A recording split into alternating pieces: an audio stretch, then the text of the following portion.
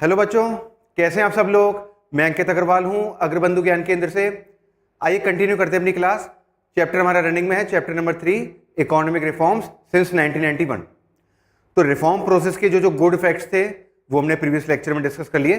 Bad effects भी हमने start कर लिए थे, और एक सबसे बड़ा बैड इफेक्ट हमने देखा था, नेग्लेक्ट ऑफ एग्रीकल्चर।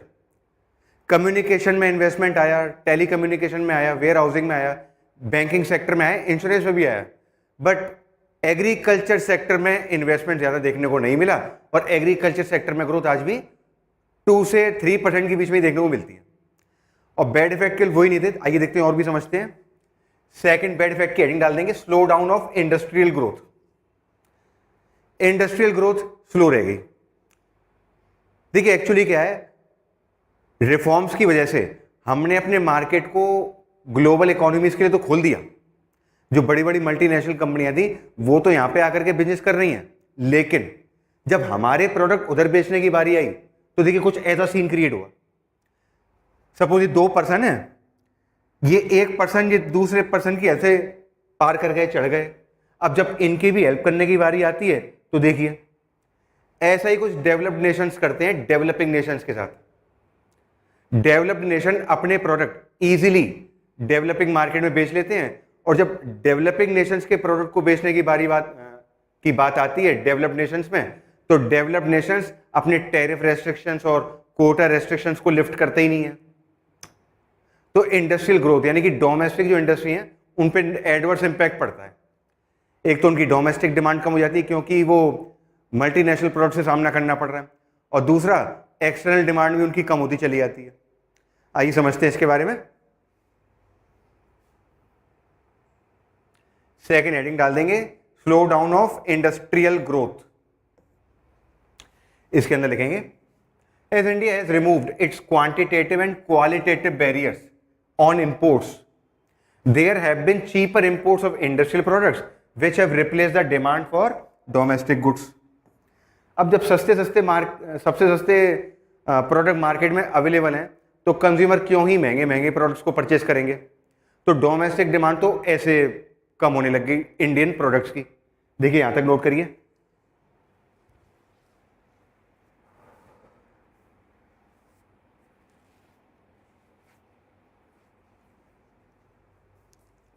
आगे लिखते हैं, डोमेस्टिक डिमांड ऐसे कम हो गई, और फिर आगे लिखेंगे, the developing countries have to remove their barriers to free trade. और डेवलपिंग कंट्रीज को अपने बैरियर हटाने पड़ते हैं, इंक्लूडिंग इंडिया। और इंडिया तो WTO का मेंबर भी तो है ना, वर्ल्ड ट्रेड ऑर्गेनाइजेशन। तो उसके तहत हमें अपने बैरियर्स काफ़ी हटाने भी पड़ते हैं। कुछ राइट्स रहते हैं, लेकिन काफ़ी हद तक जिस लेवल के बैरियर्स पहले हुआ करते थे 1991 से पहले, उस टाइप के बैरियर अब कंट्रीज को आपस में फेस करने की जरूरत नहीं होती है। तो देखिए, the developing countries have to remove their barriers to free trade. However the developed countries impose high tariffs on their imports to restrict the access of developing countries in their market। और developed countries अभी भी तमाम restrictions लगाए हुए होते हैं ताकि developing countries के प्रोडक्ट उनके देश में ना आ जाए।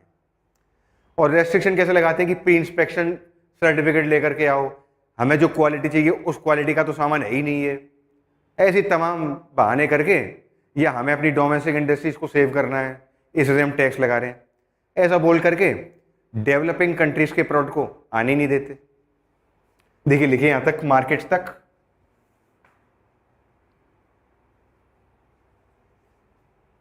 आगे बढ़ते हैं। इसी हेडिंग में आगे लिखेंगे, फॉर एग्जाम्पल। एग्जाम्पल से भी अपनी बात को कह दीजिए। अगर एग्जाम में ये क्वेश्चन 6 नंबर में आता है तो वहां पे सुइटेबल एग्जाम्पल का रेफरेंस भी हमें लेना पड़ेगा, ठीक है ना। तो for example, although all quota restrictions on exports of textiles and clothing have been removed in India, ठीक है ना।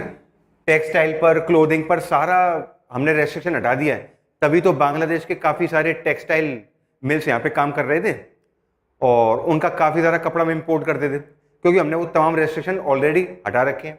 यूएस पे भी हटा रखे हैं। USA has not removed their quota restrictions on imports of textile from India।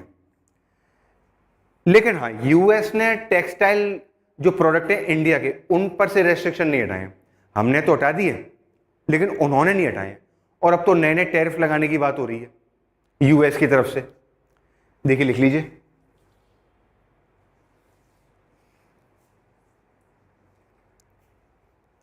तो देखिए डेवलपिंग कंट्रीज को बराबरी का मौका नहीं मिलता है।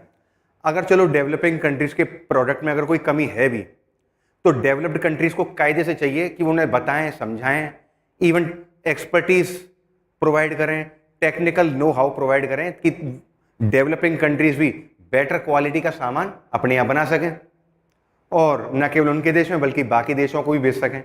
बट ऐसा डेवलप्ड कंट्रीज करने से बचती हैं ताकि उनकी मोनोपोली बनी रहे इंटरनेशनल मार्केट में। आइए आगे बढ़ते हैं और देखते हैं बैड इफेक्ट्स।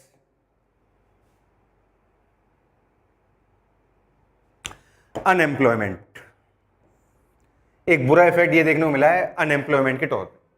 हालांकि गवर्नमेंट स्टैट्स में तो अनएम्प्लॉयमेंट 6 to 7% है बस, लेकिन प्रैक्टिकली देखा जाए तो 70 to 80% है। यस, इतना ज्यादा कैसे सर? एक्चुअली क्या है, जो गवर्नमेंट के जो स्टेट है ना वो ऐसे हैं कि जैसे अगर किसी ने पूरे साल में 30 दिन भी काम कर लिया है, अगर सपोज ने 30 डेज भी पूरे साल में काम कर लिया है और भले वो 11 महीने फ्री बैठा है, लेकिन फिर भी गवर्नमेंट रिकॉर्ड्स में उसको अनएम्प्लॉयमेंट मानेंगे ही नहीं, ठीक है ना। इसलिए गवर्नमेंट रिकॉर्ड्स में 7 to 8% है बस अनएम्प्लॉयमेंट रेट, इससे ज्यादा नहीं। अच्छा, एलपीजी पॉलिसी का हमने ये एक्सपेक्टेशन की थी कि नई नई टेक्निक आएगी तो लेबर की एफिशिएंसी बढ़ेगी, लेबर की बढ़ेगी एफिशिएंसी, लेबर अब पहले के मुकाबले इजीली काम कर पाएगी। ये हमारा पर्पस था नई नई टेक्निक को यूज करने में। पुरानी टेक्निक से काम कर रहे थे, प्रोडक्शन कम हो रहा है। सपोज पहले काम कर रहे थे टाइपराइटर में, जो आपने देखे ना क्योंकि टाइपराइटर, उनमें दिक्कत ये रहती है कि उसमें क्या कहते हैं, उसमें एक ही फॉन्ट है और एक ही फॉन्ट साइज है और प्लस एक एक लाइन में जैसे ही आप लिखते हो पेपर बाहर आ जाता है, फिर दोबारा पेपर सेट करो। और उसमें एक दिक्कत ये भी तो थी, अगर कोई गलती हो जाए तो उसको तो ठीक कर ही नहीं सकते। लेकिन अब चल रहे हैं एमएस वर्ड, अब तमाम टाइपिंग सॉफ्टवेयर चल रहे हैं। तो पर्पस क्या है? लेबर की एफिशिएंसी को बढ़ाना। नई नई टेक्निक का पर्पस ये रहता है, मॉडर्नाइजेशन का पर्पस ये रहता है कि लेबर की एफिशिएंसी बढ़े, लेबर अब कम इनपुट में ज्यादा आउटपुट निकाल सके। लेकिन टेक्नोलॉजिकल एडवांसमेंट इतना हो गया, मल्टीनेशनल कंपनियां तो ऐसा करती हैं, उनके यहाँ तो सोफिस्टिकेटेड मशीन होती है, उन्हें तो लेबर की जरूरत है नहीं। आपने कभी नेशनल ज्योग्राफिक पे एक शो देखा हो, हाउ इट्स मेड, उसमें कभी कभी वो बड़ी बड़ी कंपनियों की फैक्ट्रियों में ले जाते थे। मैंने एक बार एक शो देखा था, उसमें कोल्ड ड्रिंक की बॉटल कैसे बन रही है वो बता रहे थे, कोल्ड ड्रिंक पूरी मैन्युफैक्चरिंग दिखा रहे थे। तो कोल्ड ड्रिंक की बॉटल का ढक्कन भी मशीनें लगा रही हैं, इंसान तो उसके अंदर है ही नहीं। इतनी बड़ी फैक्ट्री में 2 या 3 लोग थे बस, सारा काम ऑटोमेटिक मशीन से हो रहा है। तो जब सारा काम मशीनों से हो रहा है तो अनएम्प्लॉयमेंट तो बढ़ेगा ही बढ़ेगा। तो ये और बैड इफेक्ट में देखने को मिलता है। जैसे देखिए अभी अमेजोन हुआ, फ्लिपकार्ट हुआ, ये कोई कॉमर्स वाली साइट है, ये डिलीवरी बॉय के थ्रू सामान डिलीवर करते हैं। कहीं कहीं देशों में तो उन्होंने ड्रोन से डिलीवरी करना चालू कर दिया है। ड्रोन से, वो ड्रोन में ही लोकेशन फीड कर देते हैं और वो छत पे सामान ड्रॉप करके ड्रोन चला जाता है। इंग्लैंड में, अमेरिका में ऐसा ही होता है, इंडिया में भी प्लानिंग कर रहे हैं ये। तो सोचिए और कितने सारे लोगों की जॉब जाने वाली है फिर आगे जाकर के। तो जो मल्टीनेशनल कंपनियां होती है ना, वो सोफिस्टिकेटेड मशीन से काम कर रही हैं, तो अनएम्प्लॉयमेंट तो बढ़ेगा ही बढ़ेगा। देखिए फॉर एग्जांपल,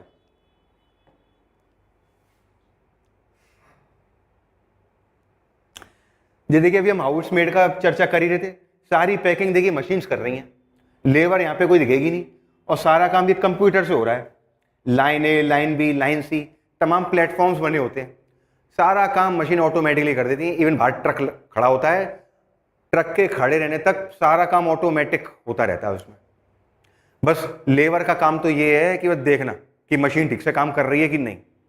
तो देखिए आउटपुट तो बढ़ता है, काम तो ज्यादा होता है, लेकिन अनएम्प्लॉयमेंट भी तो बढ़ता चला जाता है ना। इसे बोलते हैं जॉबलेस ग्रोथ, इसे बोलते हैं बच्चों जॉबलेस ग्रोथ। आइए लिख लेते हैं इसके अंदर, थर्ड हेडिंग डाल देंगे अनएम्प्लॉयमेंट। देखिए globalisation has increased the influx of foreign investment and foreign technology. Globalisation की वजह से फॉरेन इन्वेस्टमेंट तो आया है, नो डाउट। लिबरलाइजेशन में भी हमने पढ़ा था प्रीवियस लेक्चर्स में, फॉरेन एक्सचेंज रिफॉर्म में, कि डॉलर पाउंड तो देश के अंदर आए और फॉरेन टेक्नोलॉजी भी आई, नई नई टेक्निक से हम काम करना सीख गए। अगर नई टेक्नोलॉजी आती तो फिर, अगर मतलब पुरानी टेक्नोलॉजी होती तो आज भी वो LML और बजाज के स्कूटर ही चल रहे होते मार्केट में। नई नई टेक्निक आ रही है तभी तो अब तमाम फीचर हम देखते हैं टू व्हीलर फोर व्हीलर में। देखिए, new technology has stimulated GDP growth. Stimulated मतलब इंक्रीज्ड। नई टेक्निक की वजह से जीडीपी ग्रोथ तो होती है, आउटपुट तो बढ़ता है, but at the same time it has check the opportunities of employment. लेकिन जो रोजगार के जो मौके हैं वो तो कम हो जाते हैं ना, क्योंकि अब तो मशीन काम कर रही हैं, और जब मशीनें काम करेंगी तो फिर रोजगार कम ही जनरेट होगा, फिर ये बड़ी प्रॉब्लम है, ठीक है ना। और हमारे यहाँ तो सबसे बड़ी युवा आबादी है। हमारे देश में ऐसे लोग जिनकी उम्र 15 साल से ज्यादा है और 35 साल से कम है, ऐसे हमारे देश में 65 करोड़ लोग हैं। 65 करोड़, 65 करोड़ लोग हैं। और अगर मशीनों से काम ज्यादा होगा तो फिर अनएम्प्लॉयमेंट तो बढ़ना ही बढ़ना है। देखिए, लिखिए यहां तक।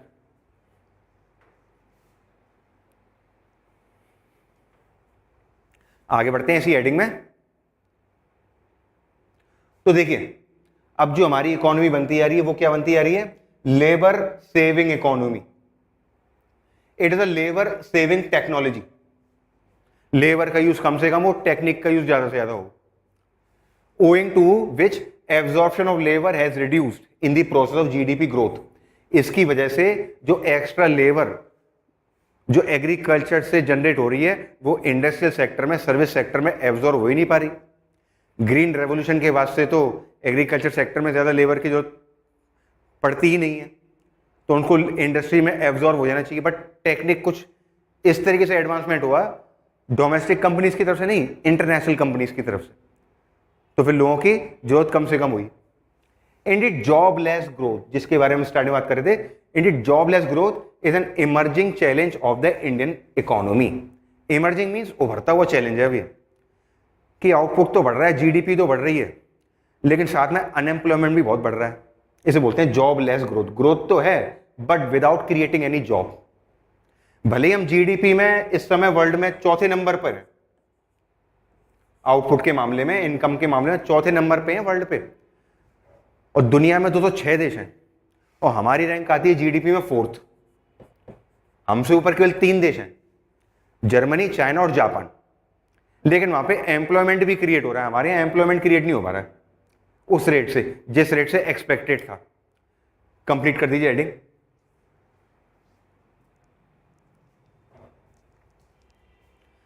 आगे बढ़ते हैं। 4th हेडिंग डाल देंगे, बैड इफेक्ट्स में डिसइन्वेस्टमेंट। एक तो होता है इन्वेस्टमेंट, ये है डिसइन्वेस्टमेंट। रिफॉर्म्स प्रोसेस की वजह से गवर्नमेंट को फंड्स की जरूरत पड़ती है, और फंड्स को कलेक्ट करने के 2-3 तरीके हैं। एक तो टैक्स बढ़ा दो, जनता पहली गरीब है, टैक्स कैसे अफोर्ड कर पाएगी, और जब एग्जिस्टिंग टैक्स रेट को नहीं बढ़ा सकते तो फिर नए नए टैक्स कैसे लगा दें, तो वो काम तो हो नहीं पाएगा। दूसरा तरीका गवर्नमेंट के पास होता है डिसइन्वेस्टमेंट। जो गवर्नमेंट की जो पब्लिक सेक्टर यूनिट्स हैं जिसमें 100% शेयर है गवर्नमेंट के, उसको सरकार क्या करने लग जाती है? बेचना चालू कर देती है। हालांकि डिसइन्वेस्टमेंट मोर देन 50% शेयर, तो मोर देन 50% ओनरशिप तो गवर्नमेंट के पास ही रहती है, उसमें से कुछ हिस्सा बेच देते हैं। फॉर एग्जाम्पल ये लेते हैं, सपोज कोई बिल्डिंग है,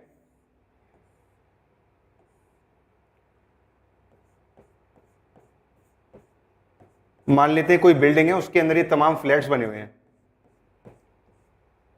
अगर देखिए पूरी बिल्डिंग ही बेच देंगे तो ये तो प्राइवेटाइजेशन हो गया, ठीक है ना, ये तो प्राइवेटाइजेशन है। अब डिसइन्वेस्टमेंट क्या है कि ऊपर का ही फ्लोर बेचा है, ऊपर का ही फ्लोर बेच दिया है, तो अभी भी मोर देन 50% ओनरशिप तो हमारी ही रहेगी। कुछ हिस्सा बेचा है, तो जो कुछ हिस्सा बेचा है ना, उसे ही कहते हैं डिसइन्वेस्टमेंट, ठीक है ना। इससे क्या होता है? गवर्नमेंट को कुछ पैसे मिल जाते हैं खर्चे करने के लिए, डेवलपमेंटल एक्सपेंडिचर करने के लिए। ये करना पड़ता है बहुत ज़्यादा, जब लॉस होते हैं, बहुत ज़्यादा घाटा होता है, तो ये सब करना ही पड़ता है। और प्लस रिफॉर्म प्रोसेस के बाद तो और ज़्यादा करना पड़ा, क्योंकि गवर्नमेंट को अपना रोल डिक्रीज करना था और प्राइवेट सेक्टर को भी बढ़ावा देना था। आइए लिख लेते हैं इसके अंदर।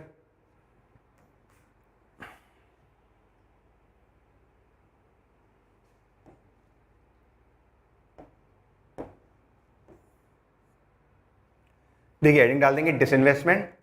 Under the disinvestment policy the assets of public sector enterprises have been undervalued and sold to the private sector.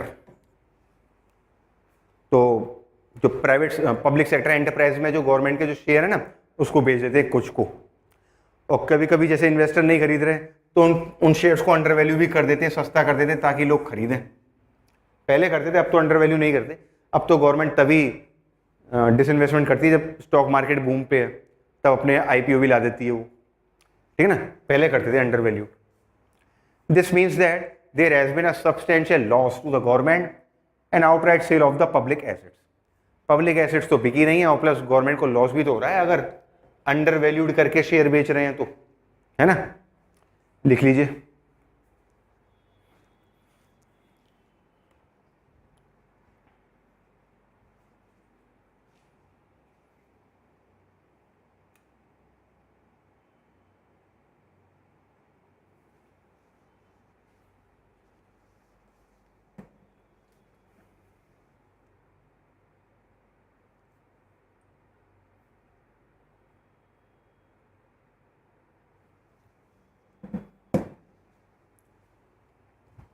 आगे बढ़ते हैं इसी हेडिंग में।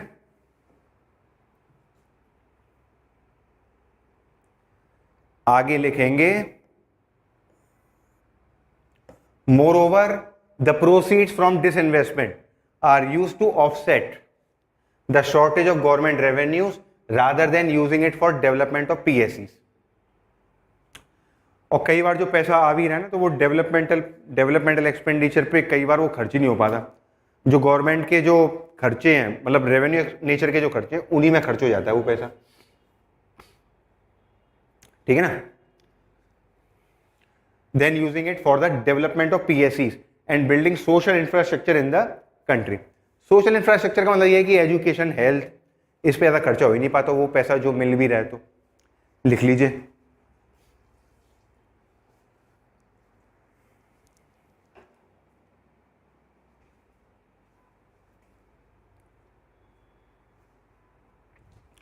आगे बढ़ते हैं। तो पैसा तो मिल गया, लेकिन अपनी एसेट्स को अंडर वैल्यू करके मिलता है कई बार, और एसेट भी तो कम हो ही रही है। Next bad effect, fiscal policy.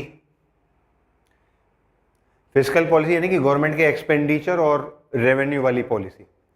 Government को टैक्स भी तो कम करने पड़े हैं अपने, तभी तो लिबरलाइजेशन हो पाया, तभी तो इंडस्ट्रियल सेक्टर एनकरेज हुआ काम करने के लिए। तो गवर्नमेंट को भी रेवेन्यू का नुकसान हो रहा है यहाँ पे दूसरे तरीके से।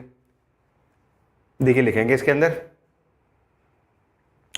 फिस्कल पॉलिसी में economic reforms have placed limits on the growth of public expenditure specially in social sectors. और इसके अलावा सोशल सेक्टर में भी, अब सोशल सेक्टर यानी कि जो गवर्नमेंट की सोशल वेलफेयर स्कीम चला करती थी, अभी भी चलती है, लेकिन उतने मतलब सारा का सारा पैसा उसी में लग जाता था। अब ऐसा नहीं होता है, अब वो पैसा काफ़ी कम, पहले के मुकाबले परसेंटेज वाइज पहले के मुकाबले काफ़ी कम पैसा खर्च होता है, ठीक है ना। देखिए लिख लीजिए।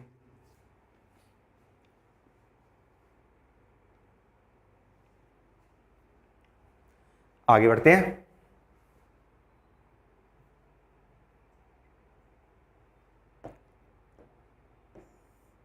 आगे लिखेंगे the tax reductions in the reform period aimed at yielding larger revenue and curb tax evasion. जो टैक्स करने का पर्पस ये था कि थोड़ा सा टैक्स कंप्लायंस बढ़ेंगे और टैक्स रेवेन्यू भी ज़्यादा बढ़ेगा, फिर कम टैक्स पे लोग ज़्यादा आईटीआर फाइल करेंगे, ज़्यादा रिटर्न दाखिल करेंगे, टैक्स चोरी रुकेगी।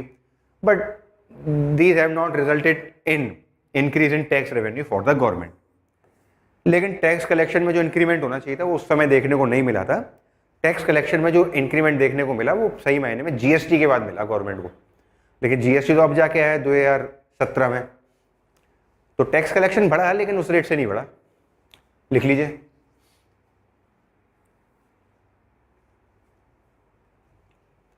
आगे बढ़ते हैं।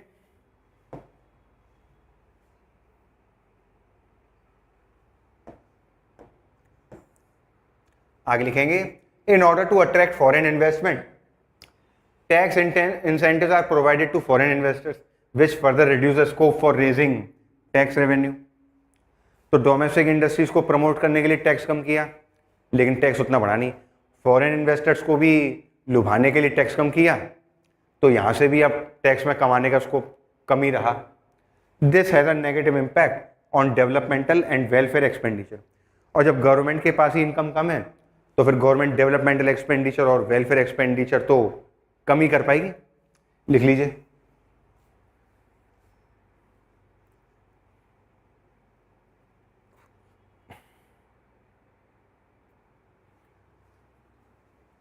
आगे बढ़ते हैं।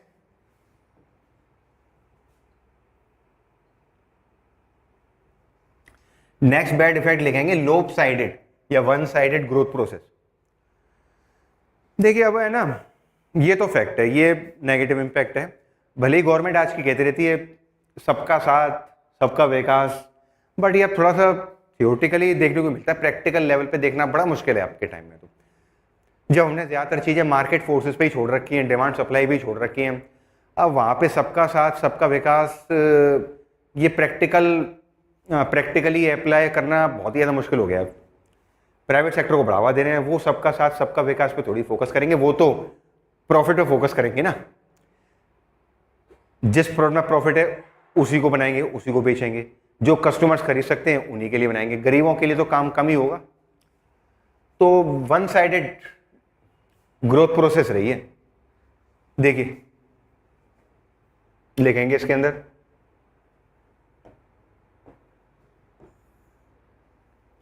lopsided या one sided growth process. LPG has accelerated the growth process of the Indian economy, but it is lopsided. Growth process जरूर इंक्रीज हुई है, चौथे नंबर पे आ गए धीरे धीरे, लेकिन ये वन साइडेड है। It is not an inclusive growth process. काफी लोग पीछे छूट गए इसमें, सबका साथ नहीं हो पाया यहाँ पे। It does not include all the sectors of the economy, सारे सेक्टर तो इसमें इंक्लूडेड है ही नहीं। और प्रीवियस लेक्चर में भी हमने देख लिया था एग्रीकल्चर को, तो उसमें तो काफी नुकसान हो गया रिफॉर्म की वजह से, तो है ना। Instead it is increasingly relying on service sector of the economy, और सर्विस सेक्टर का ही जीडीपी में कंट्रीब्यूशन ज्यादा है, तो सर्विस सेक्टर से ही रेवेन्यू ज्यादा जनरेट हो रहा है, ठीक है ना। Service sector insurance, transportation, banking, telecommunication, warehousing, ये सब इनसे ही रेवेन्यू ज्यादा जनरेट हो रहा है सर्विस सेक्टर से। देखिए लिखिए यहां तक।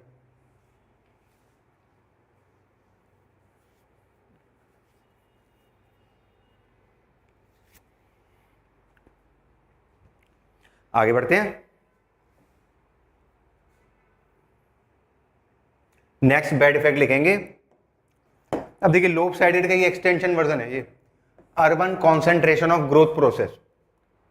शहरों का ही विकास ज्यादा देखने को मिला है, गांव में तो उतनी स्पीड से विकास हुआ ही नहीं है, और हुआ भी है तो बहुत नाम मात्र का हुआ है, इतना ग्रोथ नहीं देखने को मिलती है गाँव में।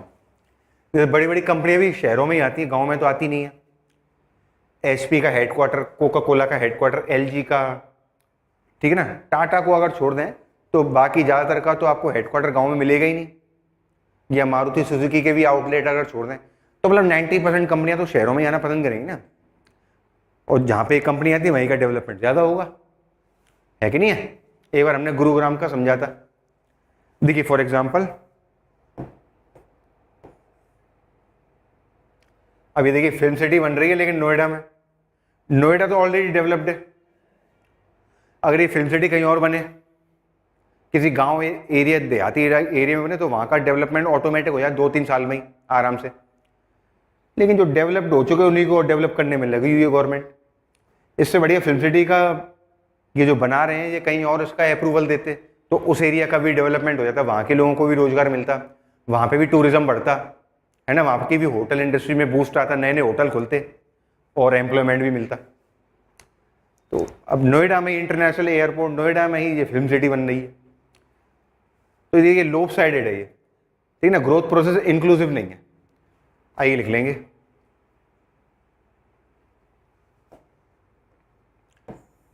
इसके अंदर लिखेंगे LPG policies have resulted in the concentration of growth process in urban areas. All MNCs are focusing on urban areas where they find adequate infrastructural facility. जहां पे उन्हें इंफ्रास्ट्रक्चर मिलेगा वहीं पे जाना पसंद करेंगे, और वैसे अगर ये जाते हैं तो वहां पे भी इंफ्रास्ट्रक्चर डेवलप हो जाता है फिर, क्योंकि फिर गवर्नमेंट इन कंपनी को रॉ मटेरियल की जरूरत है, फिर रोड डेवलप होगा, कम्युनिकेशन चैनल डेवलप होंगे, वहीं के लोगों को रोजगार भी मिलेगा, तो वहाँ पे ऑटोमेटिक ध्यान जाता है। लेकिन अब ऐसे ही है, यहाँ पे गवर्नमेंट को ये करना चाहिए कि आप वहाँ पे करते हैं काम, हम आपको 5 साल तक कोई टैक्स नहीं देना है, इस तरीके से एनकरेज कर सकते हैं, बट नहीं करते हैं। लिख लीजिए।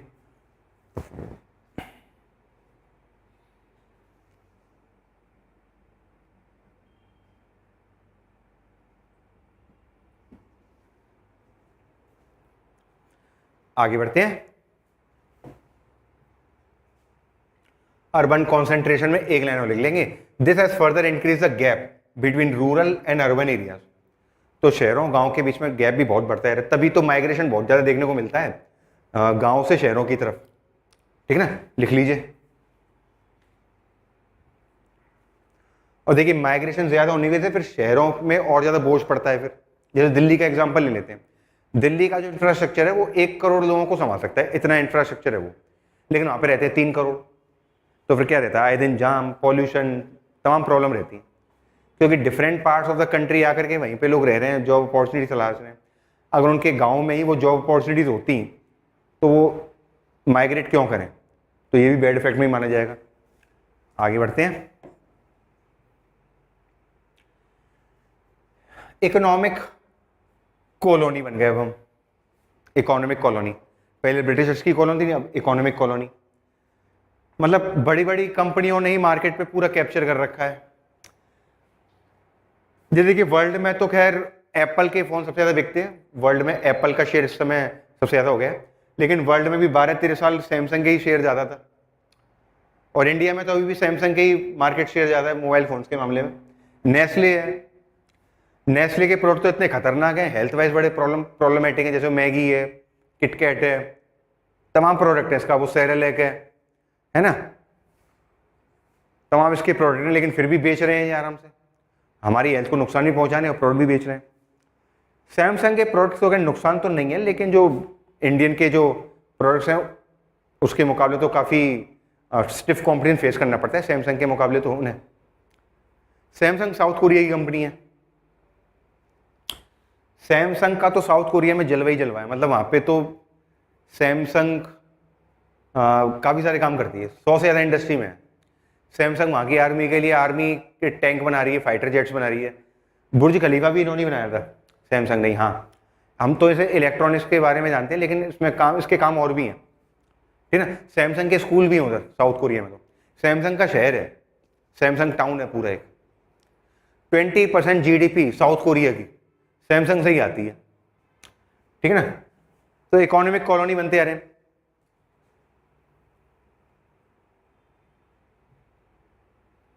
देखिए इसमें लिखेंगे, it is a situation where MNCs are exploiting the Indian markets to sell their products and in the process domestic producers are marginalised, उनको कॉर्नर कर दिया जाता है due to their poor competitive strength. ना वो ज़्यादा पैसा खर्च कर सकते एडवर्टाइजमेंट पे, डोमेस्टिक जो छोटे छोटे हैं, ना वो इतनी बेहतर क्वालिटी प्रोवाइड कर सकते इतने कम रेट पर, तो एमएनसीज तो एक्सप्लॉइट करती ही हैं। लिख लीजिए।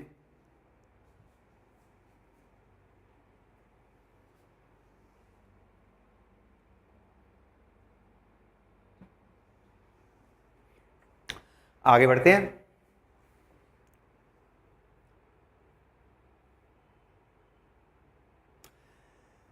Last but not the least, spread of consumerism. वो कंज्यूमर से और एंटी गुड इफेक्ट में भी था, अब इसको ऐसा बैड इफेक्ट में भी देख रहे हैं। जब कंज्यूमर की चल रही तो कंज्यूमर भी कुछ कुछ काफी लापरवाह हो जाते हैं। जैसे देखिए आईफोन के लिए लाइन लग रही है, ये आईफोन 15 था, पता नहीं कौन सा था, जब ये लॉन्च ही हुआ था तो एप्पल स्टोर के बाहर एकदम लाइन लग गई इसको खरीदने के लिए। और इवन अखबार में तो ये भी आया था, एक लड़का ऐसा था कि मतलब उसने तो खाना ही खाना बंद कर दिया, मम्मी से जिद पकड़ के बैठ गया, मुझे तो आईफोन चाहिए अदरवाइज मैं तो खाने नहीं खाऊंगा, और बाकी 2 दिन भूखा भी रहा। तो फिर मम्मी जो कि मिडिल क्लास की थी, तो उन्होंने किस्तों पे लिया फ़ोन, वो भी लोन लेकर के 1.5 लाख का फ़ोन था ये, और किस्तों पे लेना पड़ा। तो इस चीज़ों का भी नेगेटिव इम्पैक्ट देखने को मिलता है कि आप केवल है ना कंज्यूमर गुड्स देख रहे हो, मतलब बेहतर प्रोडक्ट्स को, मतलब और अच्छे अच्छे प्रोडक्ट्स को आप ध्यान ही नहीं दे रहे हैं, और कहीं ना कहीं अपना भी डेवलपमेंट रोक रहे हैं। बजाय और इंपॉर्टेंट एस्पेक्ट्स पे ध्यान देने के बजाय। तो देखिए लिखेंगे इसके अंदर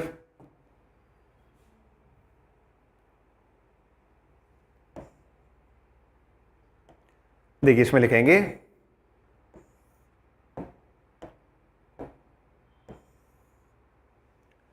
spread of MNCs in the country as a consequence of LPG policies has resulted in a large scale spread of consumerism. ठीक है ना? A variety of global brands in the market have encouraged the people to become spendthrift, यानी कि ज्यादा खर्चीले बनने में उन्हें एनकरेज कर रहे हैं, गोइंग बियॉन्ड देयर मीन्स। भले उनके पास पैसा नहीं है तब भी महंगे महंगे प्रोडक्ट खरीद रहे हैं, आईफोन खरीद रहे हैं। कुछ लोगों का तो ये मानना होता है कि थोड़ा आईफोन खरीद लूंगा तो स्टेटस बन जाएगा मेरा और अच्छे अच्छे रिश्ते आएंगे, फिर वो अच्छे अच्छे रिश्तों के चक्कर में फिर किस्तें भरता रहता है बेचारा वो। ठीक है ना? तो भले पैसा नहीं है खुद के पास लेकिन फिर भी स्पेंड थ्रिफ्ट बने जा रहे हैं, यानी ज़्यादा खर्चीले बनते जा रहे हैं। ऐसा अट्रैक्शन है ग्लोबल ब्रांड्स का। कुछ लिखिए यहां तक।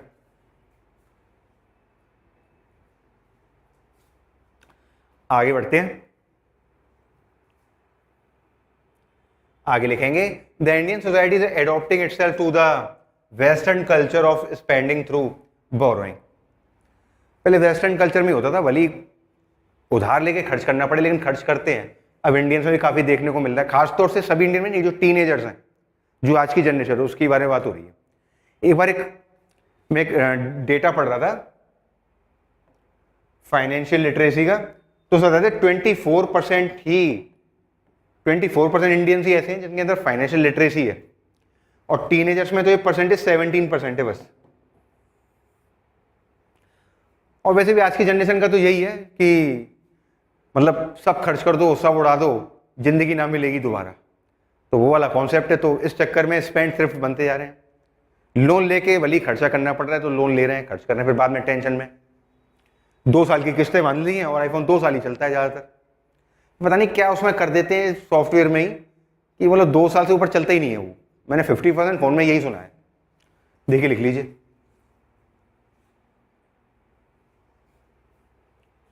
आगे बढ़ते हैं। कौन कौन से बैड इफेक्ट देख लिए? मेन हमने बैड इफेक्ट देख लिए, कौन कौन से आइए देख लेते हैं। पहला है नेग्लेक्ट ऑफ एग्रीकल्चर। ये प्रीवियस लेक्चर में हमने देखा था कि एग्रीकल्चर सेक्टर में इन्वेस्टमेंट कम हुआ, इंपोर्ट ड्यूटी कम हो गई, है ना, क्रॉपिंग पैटर्न चेंज हुआ, तो एग्रीकल्चर की काफी अनदेखी देखने को मिली। Next, slow down of industrial growth. हमने तो अपने मार्केट खोल दिए बाहर की कंपनीज के लिए, लेकिन हमारे लिए तो मार्केट खुले ही नहीं। नेक्स्ट था अनएम्प्लॉयमेंट, जॉबलेस ग्रोथ देखने को मिली थी यहां पे, जॉबलेस ग्रोथ, मतलब जीडीपी ग्रोथ तो कर रही है लेकिन विदाउट क्रिएटिंग एनी एम्प्लॉयमेंट। मशीनों से ही ज्यादातर काम हो रहा है। डिसइन्वेस्टमेंट, जो तमाम पब्लिक सेक्टर एंटरप्राइजेज है उसमें से शेयर गवर्नमेंट को बेच के निकलने पड़ रहे हैं पैसे के चक्कर में। फिस्कल पॉलिसी, इसमें यह था कि टैक्स कम करने पड़ रहे हैं ताकि टैक्स कंप्लायंस बढ़े, लेकिन उतना तो बढ़ा नहीं, जीएसटी के बाद ही बढ़ा है। इस समय तो जीएसटी की बात करें तो 1,60,000 करोड़ रुपए का कलेक्शन हो रहा है हर महीने। 1 साल का नहीं है, 1 महीने का ही है ये तो, लेकिन उससे पहले इतना कलेक्शन नहीं हो रहा था। लोप sided growth process, service sector का ही उसमें कॉन्ट्रीब्यूशन ज्यादा है जीडीपी में, एग्रीकल्चर को तो बहुत कम है और इंडस्ट्री का सर्विस से भी कम है। Urban concentration of growth process, बड़ी बड़ी कंपनियां तो देखो वो शहरों में ही आएंगी जहां पे इंफ्रा उन्हें अवेलेबल है, गांव में तो कोई जाने नहीं चाहता, वहां का डेवलपमेंट कोई करना ही नहीं चाहता। लिख लीजिए।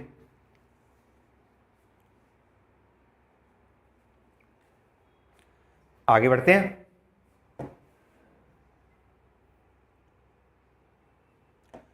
आगे लिखेंगे इकोनॉमिक कॉलोनी बन गए हम, बड़ी बड़ी कंपनियों के, उन्होंने मार्केट कैप्चर कर रखा है, डोमेस्टिक जो प्रोड्यूसर्स हैं उनको तो कॉर्नर कर दिया है। ठीक है ना। स्प्रेड ऑफ कंज्यूमरिज्म, मतलब कंज्यूमर्स की ही चल रही है तो फिर थोड़ा सा ये भी वेस्टर्न कल्चर भी हावी होता जा रहा है, तो ये भी अल्टीमेटली सोसाइटी के लिए ठीक नहीं है। लिख लीजिए।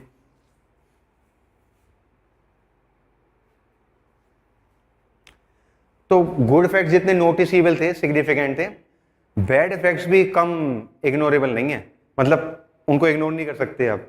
बैड इफेक्ट्स भी क्लियरली देखने को मिले हैं।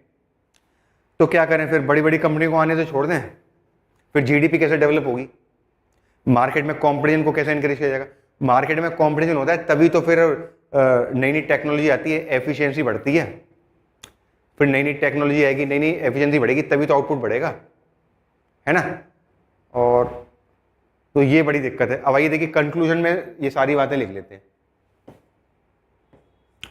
हेडिंग डाल दीजिए कंक्लूजन, एनालिसिस कर लेते हैं। देखिए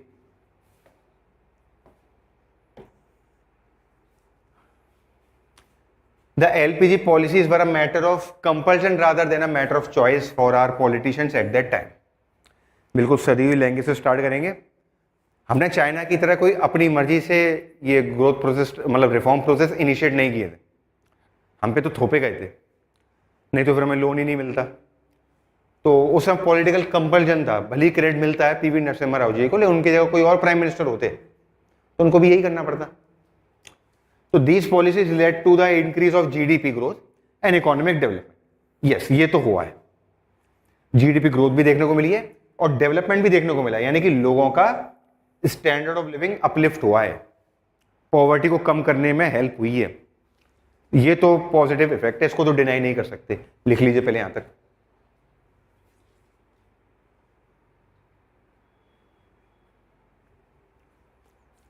आगे बढ़ते हैं।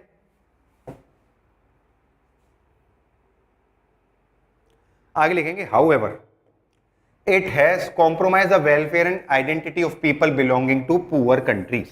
हाँ, वो हमने पढ़ा था ना, slow down of economic growth, industrial growth, उसी से रिलेट कर रहा है। तो जो डेवलपिंग कंट्री है उनकी आइडेंटिटी तो कम होती गई, या कह लीजिए उनके साथ सौतेला व्यवहार हुआ। उन्होंने तो अपने मार्केट खोल दिए विदेशी कंपनियों के लिए, लेकिन उनके लिए विदेशी कंपनियों विदेशों के मार्केट नहीं खुल पाए, तमाम कमियां निकाली गई। लिख लीजिए।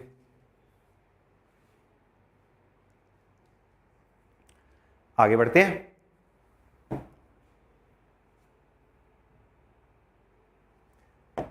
आगे लिखेंगे critics also say that it has increased the income and standard of living. वो बढ़ा है but of only high income groups. Critics का ये भी कहना है, आलोचकों का ये भी कहना है, स्टैंडर्ड ऑफ लिविंग बढ़ा है, इनकम बढ़ी है, लेकिन जो ऑलरेडी रिच थे, ऑलरेडी संपन्न लोग थे, उन्हीं का बढ़ा है। यानी कि कह सकते हैं अमीर और अमीर हुए हैं। कहने का मतलब ये है इस वाली लाइन का। लिख लीजिए एंड तक। ये बात भी काफी सही, मैंने भी कई बार रेफरेंस भी लिया है एसोचैम की रिपोर्ट का। 1% लोगों के पास 51% वेल्थ है इंडिया की, तो उससे ये वाली बात भी प्रूव होती है। एंड आगे लिखेंगे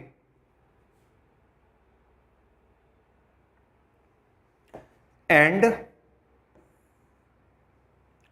the growth has been concentrated only in some select areas in the service sector। Service sector में ग्रोथ देखने को मिली है, और उसमें भी सिलेक्ट एरियाज में, सच एज टेलीकम्युनिकेशन। बड़ी बड़ी टेलीकॉम कंपनी आ गई हैं, है ना। पहले बीएसएनएल हुआ करता था, अब बीएसएनएल को कोई जानता भी नहीं है ना। इंफॉर्मेशन टेक्नोलॉजी आईटी सेक्टर में, एंटरटेनमेंट, ट्रैवल, एंटरटेनमेंट, ये देख लीजिए तमाम मूवीज वगैरह चल रही हैं आजकल, देसी विदेशी, ठीक ना, travel etcetera, rather than vital sector such as agriculture, जिसपे इंडस्ट्री और सर्विस सेक्टर डिपेंड है ultimately, and industry which provide livelihoods to millions of people in the country. और इंडस्ट्री से ही काफी लोगों को रोजगार मिलता है, तो उसमें तो ज्यादा ग्रोथ देखने को मिली नहीं है, कुछ सिलेक्ट सर्विस एरियाज में ही देखने को मिली है। तो गुड इफेक्ट के साथ साथ बैड इफेक्ट्स भी देखने को मिले हैं। इन शॉर्ट, ये हमने शॉर्ट में लिख दिया है, आप लोग भी नोट कर लीजिए।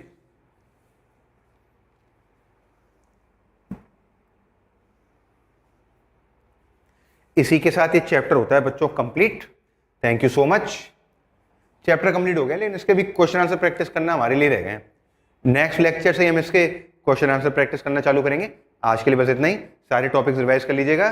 Bye bye.